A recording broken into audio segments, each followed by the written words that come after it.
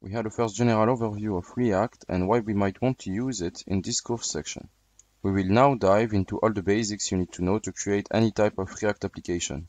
We will explore all the basic functionalities, and especially we will learn how to create user interfaces based on components. How to create user interfaces by adopting a concept called components, in fact adopted by React.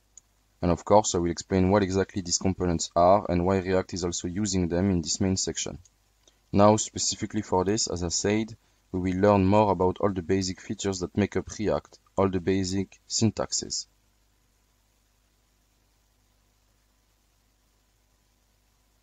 We will also learn about a feature called JSX, a special syntax called JSX. What is it and why do we use it?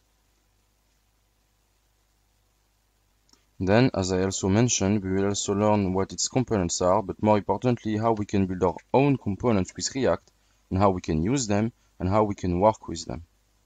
And we will learn how to work with data in a React application, because most web applications are not just about displaying static text, but about generating data or updating some data when things change on the screen. And this is what we are going to learn in this course section, but also in the next course sections in general.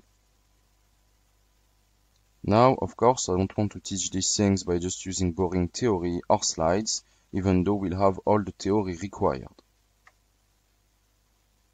We will also build this first example project here. This example web application is entirely built with React and the following course section. And I say the next sections of the course because it turns out that React has a lot of basic functionalities and we will need a lot of those functionalities in this application. It may seem pretty trivial, but it's not. Once we finish this first application, which is not the only one we will do in the course, you will have learned just about all the important key concepts that you will need over and over again in all the React applications that you will do. But what is our first application?